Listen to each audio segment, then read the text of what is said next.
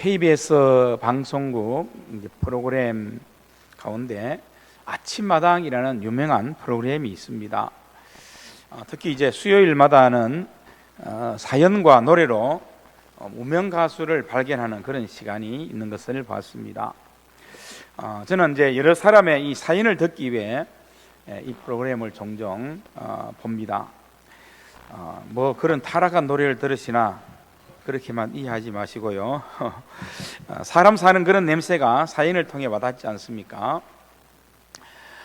제가 노래를 잘 모릅니다. 뭐 거의 노래를 아는 노래가 별로 없는데요.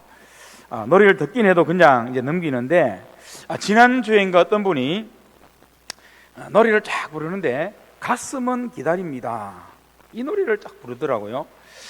순간 직업병이긴 하지만 참 복음적이다 이런 생각이 들었습니다. 가슴은 기다립니다. 아니 가수들이 부르는 노래에 무슨 복음적인 내용이 있나? 근데 사실 뭐 좀 이상한 노래도 많지만 또 유명한 시인들이 지은 시를 노래로 지은 것들이 참 많기 때문에 가사만 보면 또 감동이 되는 게 많이 있는 것을 또 보게 되거든요. 그래서 가슴을 기다립니다. 그래서 주님의 마음, 하나님의 그 넓은 가슴을 생각해 봤습니다. 그리고 우리도 누구에겐가 사랑과 복음을 전하는 그런 가슴이면 좋겠다 생각했지요. 그래서 제가 처음 듣는 노래라서 노래 가사를 한번 찾아봤습니다. 그 노래 제목이 뭐냐 하면, 아시는 분 있습니까? 가슴은 알죠 였습니다. 한편의 시를 노래로 만든 것인가 봅니다. 이런 가사입니다. 우리 이제 정말 끝인가요? 정말. 주님과 우리의 관계에서 주님이 물으시는 그런 물음 같지 않습니까? 저만 그렇게 느낍니까? 그대와 나 우리 서로 남이 됐나요? 되돌릴 순 없죠. 그럴 수는 없는 거죠. 무너지는 나의 가슴이 이별이 맞다 하네요. 그대는 괜찮은가 봐요. 이대로도 괜찮은가요? 그대의 두 눈에 비친 내 모습 눈물로 젖어드는데, 사랑이 이토록 아픈데도 그대를 찾아요. 이 아픔조차 그대를, 그리고 가슴은 알죠, 이런 가사가 나오고, 모질게 떠난 그대 있었다 해도 가슴은 기다립니다. 딱 제가 느끼는 느낌에 정말 우리를 사랑하시고 복음이 되어주신 예수님의 마음, 그 가슴 아리가 아닌가 하는 것을 생각을 해봤습니다. 구약 성경에도 보면 하나님께서 이스라엘 백성을 향한 가슴 아리들이 참 많이 나오지 않습니까? 이 가사의 내용, 이 그 노래의 내용이 참 그런 내용을 이렇게 보여주는 그런 내용들입니다. 신약에서는 우리 예수님의 마음, 그런 마음이 아니겠습니까? 오전에도 본문의 말씀을 통해 복음의 능력으로 복음의 사람으로 설교했는데요, 오후에도 같습니다. 그런데 느낌은 약간 다릅니다. 이 사도 바울이 이 복음에 대한 이런 확실한 믿음과 간정으로 우리에게 복음의 능력을 전할 수 있는 이런 이유가 무엇인 것 같습니까? 사도 바울은 복음의 능력 대신 예수님의 그 가슴을, 또 하나님의 그 가슴을 확실히 알았기 때문이라는 것을 우리는 알 수 있습니다. 그래서 당시에 수많은 성도들이 있었지만은 진짜 복음을 모르는 성도들을 볼 때 너무 또 바울의 가슴이 또 가슴 아리가 되는 거지요. 심지어는 아주 뛰어났다고 했던 이 아볼로도 복음에 대해서 잘 몰라가지고 브리스길라와 아굴라가 예수님의 복음을 자세히 설명해주는 그런 말씀도 성경에 기록이 되어 있지 않습니까? 초대교회가 세워지고 복음이 전해지긴 했지만 이 복음이 뭔가에 대한 그런 아는 것들이나 배운 것들이었기 때문에 너무 희미했던 거예요. 그래서 바울이 이래서는 안 되겠다. 우리가 교회를 세우고 예수님을 믿고 또 가장 귀한, 가장 소중한 하나님의 은혜의 복음을 받았는데, 이것이 좀 더 확실하게 그 당시에 믿는 성도들에게 전해져서 정말 하나님의 그 가슴이 그들에게 전해졌으면 좋겠다는 마음을 품고 이 로마서를 기록한 것 아니겠어요? 그리고 이것을 간절하게 이 복음을 바울이 지금 전하고 있는 것을 볼 수 있습니다. 특히 그 당시에 이단과 사이비에 흔들리는 사람, 거짓 교사에 넘어지는 사람도 있었기 때문에 이 예수님의 복음을 바울은 정말로 가슴으로 전하고 있는 거지요. 하나님이신 그분이 우리 인간의 죄와 허물 때문에 이 세상에 오실 수밖에 없었던 그러한 사건, 그리고 하나님이신 그분이 친히 십자가를 지시고 우리 죄와 허물을 위해 돌아갔어야 했던, 그래서 복음이 되셨지 않습니까? 그래서 그 복음을 바울이 너무나 확신 있게 알고 믿고 있기 때문에 다른 복음을 찾고 따르는 그들에게 말하는 것입니다. 복음 대신 그 주님의 가슴을 생각하라 하는 것이요. 구원자 예수님은 그 가슴에 사랑의 가슴으로 지금도 기다린다. 그 복음으로 충전하라. 충만한 복음의 사람이 되라는 말씀의 선포입니다. 특히 바울이 로마 교회에 보내기 때문에 그 로마에는 우상 숭배든지 이방신을 섬김으로 말미암아 조금만한 어려움과 핍박이 있어도 복음에 대한 것들이 사라질 수 있는 그런 많은 도전이 있기 때문에 사도 바울이 이 로마 교회에 편지를 쓰면서 이 복음의 능력을 분명히 알려야 되고 전해야 되는 그 사명감으로, 또 이것은 또 바울의 가슴이기도 합니다. 바울의 가슴, 자신의 가슴 아리죠. 그래서 절박한 바울의 복음의 가슴이 전해지는 것도 이 말씀을 통해서 우리는 보게 되는 거지요. 자, 우리도 예수님 믿고 복음의 사람이 되었다 하면 이 복음에 대한 확신과 이 가슴을 우리도 가져야 되는 거지요. 우리 집사님 그런 기도를 하셨지만 정말 우리에게 필요한 은혜이고 능력이라고 저는 믿습니다. 어떤 여자분이 이런 글을 썼습니다. 7살 때 엄마가 내게 웃으면서 말했다. 아빠는 내 오빠 하나만 낳자고 했었어. 근데 엄마가 너 낳자고 졸랐지. 그러니까 너는 엄마한테 고마워해야 해. 그냥 장난이었지만 어린 나에겐 꽤 충격이었다. 그래서 아빠에게 가서 물었다. 아빠 진짜 나 낳지 말자고 그렇게 했었어? 아빠는 웃으면서 말했다. 넌지 몰랐지. 이유는 모르겠는데 그 한마디에 마음이 싹 풀어졌다는 거예요. 여러분, 저는 오늘 이 은혜, 정말 하나님의 사랑에 대한 모든 것이 정말 우리에게 싹 풀려질 수 있는 그런 역사가 2026년을 출발하는 여러분의 마음에 일어나게 되기를 주님의 이름으로 축복합니다.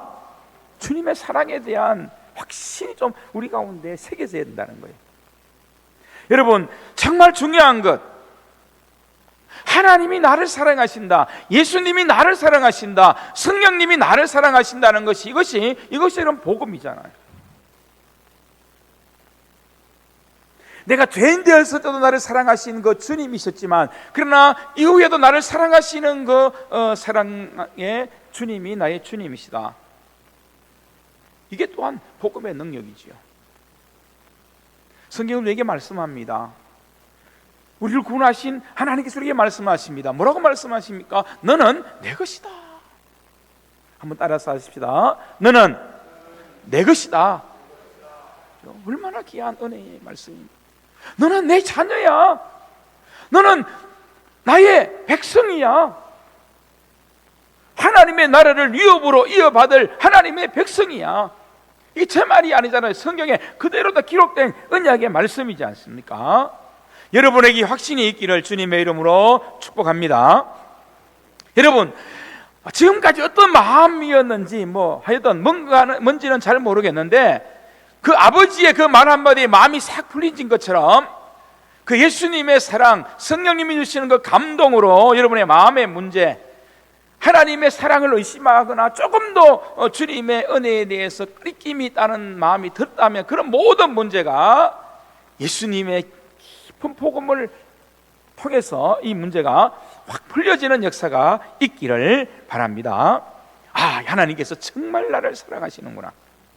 여러분, 이것이 우리에게 확 믿어지는 것이, 이것이 진짜 복음이죠. 이것이 진짜 우리의 구원의 완성이지 않습니까? 그리고 이 기다리는 가슴을 진짜로 내가 받아들이는 것이 진짜 내가 복음의 사람이 되는 것입니다. 언제나 이 신약 성경을 보면 예수님께서는 사람을 보셨어요. 사람을. 성지순례를, 이스라엘 성지순례를 두 분을 이제 가게 됐습니다. 갈 때마다 새로운 그런 은혜가 임했는데, 근데 성지순례를 가서 유적지와 이 풍경을 이렇게 들여다보면 많은 것을 느낄 수가 있습니다. 근데 아마 예수님 시대도 그랬을 것 같습니다. 예수님 시대에도 참 볼 것도 많고 화려한 것도 많고, 지금 세우면서 있는 그런 교회들, 예수님 유적지를 가보면 정말 놀라운 것들이 참 많지요. 근데 예수님께서는 그런 화려한 환경이나 어떤 아름다운 꽃이나 이런 것들을 본 것이 아니라 예수님에게는 사람이 보였다는 거죠. 제자들이 보였고 구원할 사람의 영혼이 보였습니다. 저도 그래서 가만히 생각해 봤습니다. 이제 갈릴리 호수에 가면 이제 배를 타고 한번 건너게 되는 승차기도 하고 이제 그런 과정이 있습니다. 이 갈릴리 호수에 배를 타고 가면서 내가 그때 여기 있었다면 예수님께서 나도 보셨겠구나. 그 생각을 하니까 정말 가슴으로 느껴지는 그런 은혜였습니다. 예수님이 변화되신 산을 우리가 성경에서 변화산이라 이렇게 우리는 부르지요. 근데 그 산 이름이 정확하지 않아서 이제 짐작하기인데 헐몬산이다 또는 다볼산이다 이렇게 짐작을 하고 있습니다.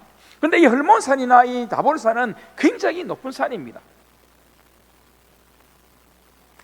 높은 위치에 있어가지고 올라가면 무척 춥습니다. 그런데 베드로가 뭐라고 그럽니까?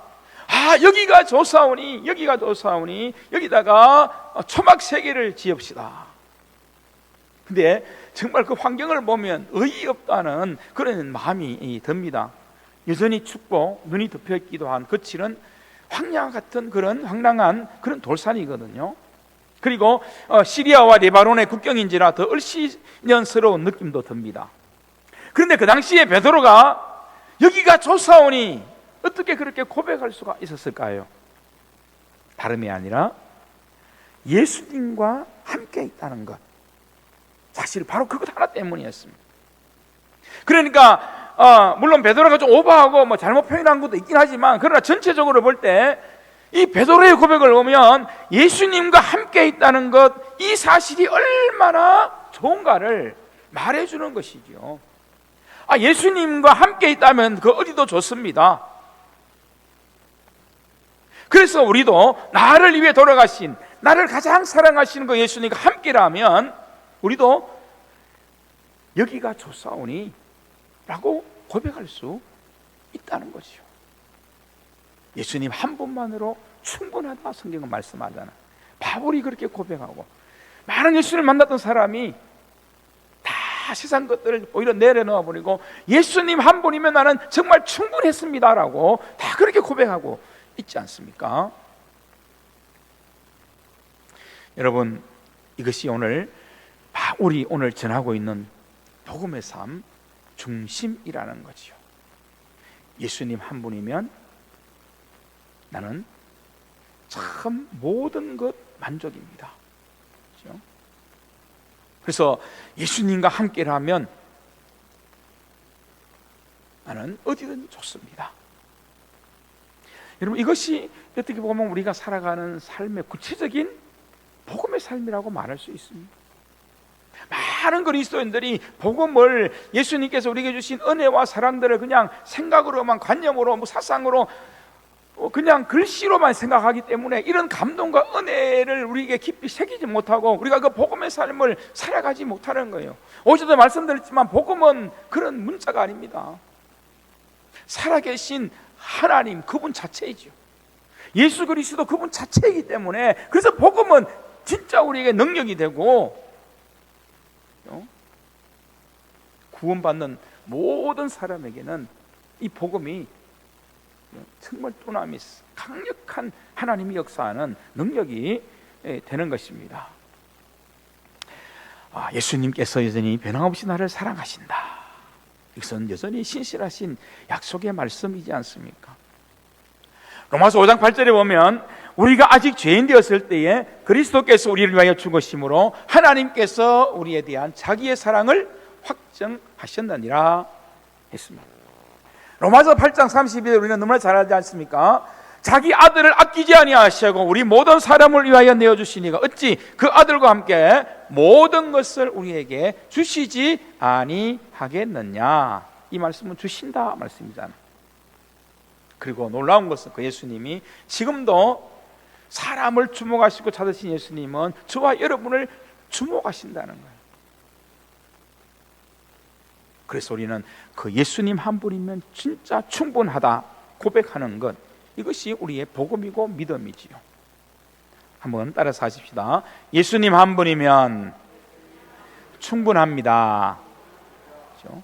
이게 정말 복음의 우리의 고백이 되는 것입니다. 물론 우리에게 부족함이 있습니다. 부끄러움도 있습니다.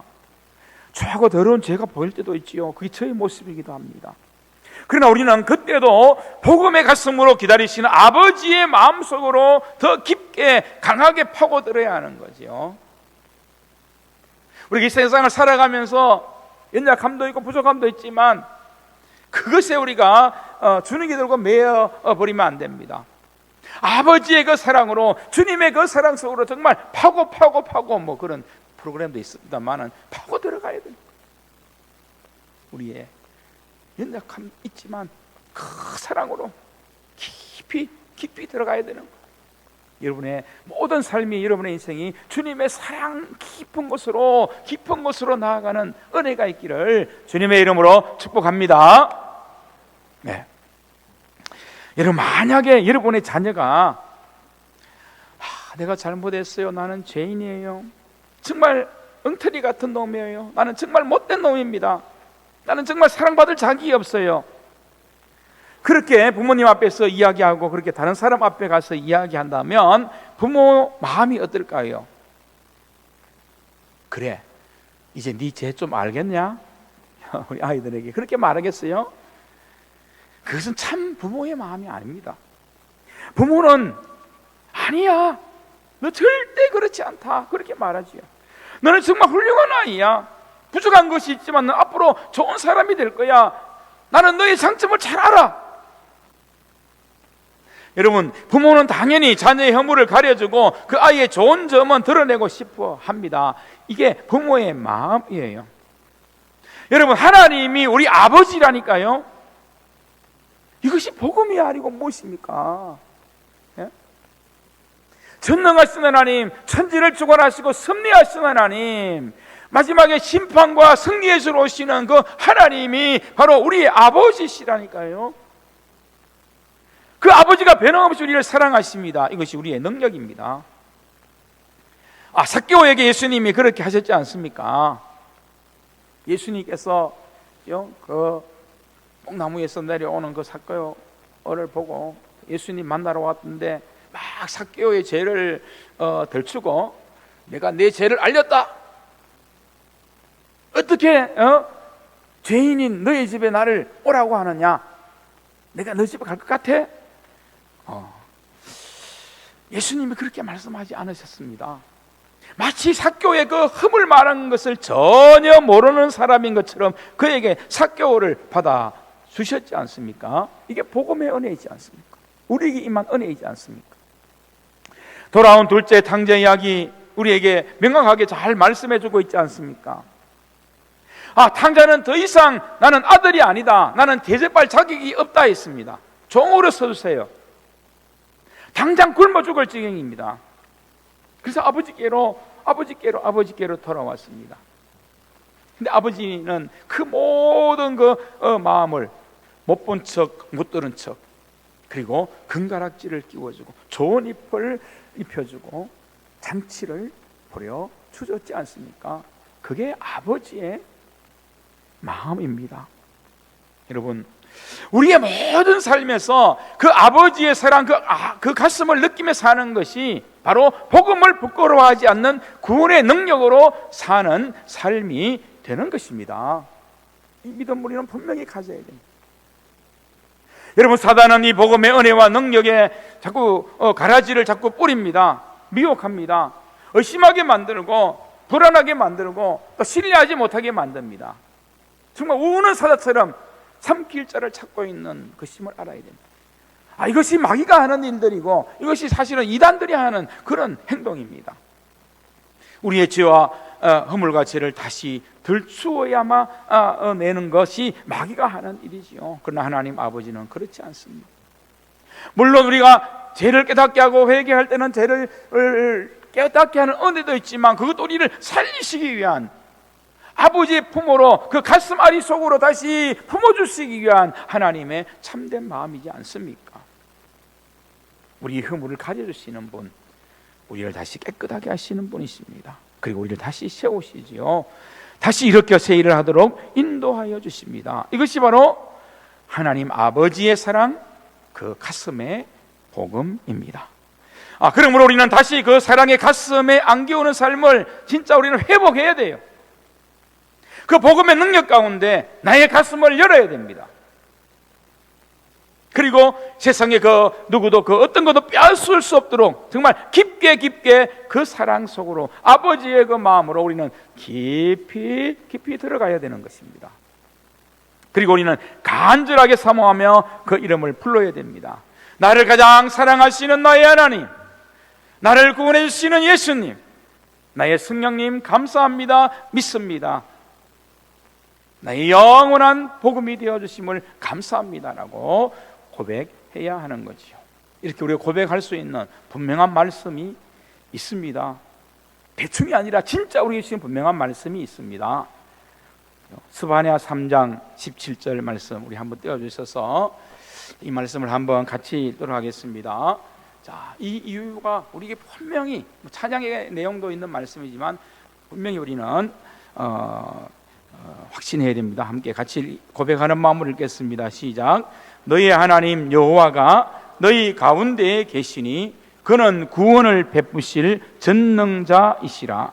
그가 너로 말미암아 기쁨을 이기지 못하시며 너를 잠잠히 사랑하시며 너로 말미암아 즐거이 부르며 기뻐하시리라 하리라. 아멘. 여러분, 그가 너로 말미암아, 이 자기 이름을 넣어서 한번 해볼까요? 경상도 사람은 좀 이게 수줍어 가지고 잘 안 되는 수도 있는데 지금부터 경상도 사람 아니다, 서울 사람이다 생각하고 한번 해봅시다. 그가 곽건배로 말미암아. 자, 시작. 그가 곽건배로 말미암아. 여러분이 제 이름을 부르면 안 되고 여러분 이름 불러야 됩니다. 시작. 그가 곽건배로 말미암아 기쁨을 이기지 못하시며 곽건배를 삼장히 사랑하시며 곽건배로 말미암아 즐거이 부르며 기뻐하시리라 하리라. 아멘. 찬양 하고 마치려고 하는데요. 너는 아느냐 하는 그런 찬양인데, 내가 너를 얼마나 사랑하니 너는 아느냐. 이 송명희 시인이 시이기도 하고 김석균 씨가 작곡 보신 그런 가슴은 기다립니다 그런 내용 찬양인데요. 또 소리 약간 좀 크게 해주셔서 잘 모르는 찬양일 수도 있고, 그래서 한번 들어보십시오. 일단 들어보시고 처음에 들으시면 좋을 것 같습니다. 그리고 이것이 여러분 가슴 속에 성령의 감동으로 내 찬양이구나 이렇게 느껴지면 사모하는 마음으로 함께 불렀으면 좋겠습니다.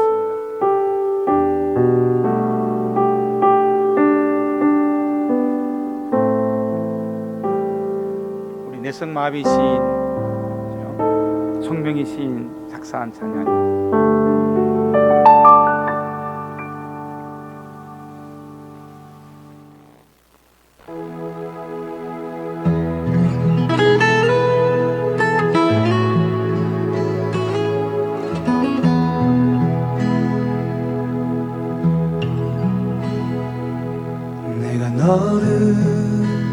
얼마나 사랑하는지 너는 아느냐. 내가 너를 얼마나 좋아하는지 너는 아느냐.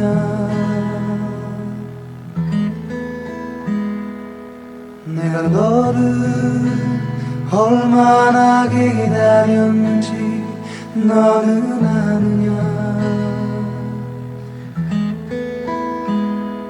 너는 아느냐. 너는 아느냐. 내가 너를 얼마나 사랑하는지 너는 아느냐.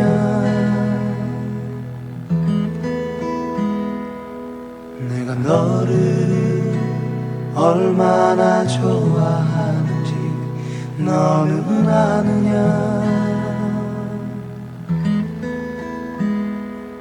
내가 너를 얼마나 기다렸는지 너는 아느냐.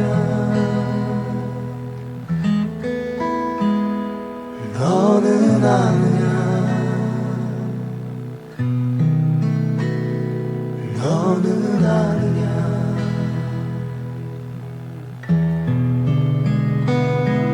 내가 너를 살리려 나의 생명을 주었고, 내가 너의 수치를 씻으려 나의 생명을 준 것은 너는 아느냐. 나의 은혜를 얼마나 내 사랑의 노래를 너는 아느냐.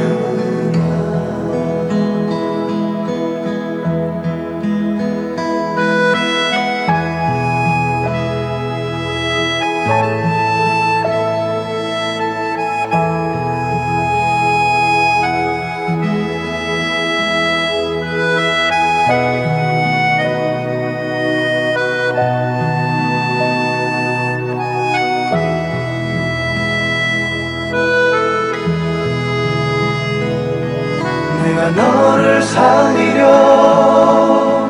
나의 생명을 주었고, 내가 너의 수치를 씻으려 나의 생명을 준 것은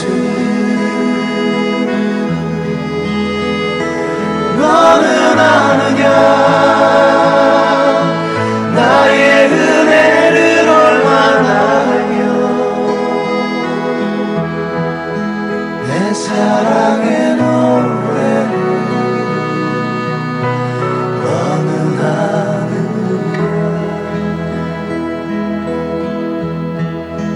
내 사랑의 노래를 너는 아느냐.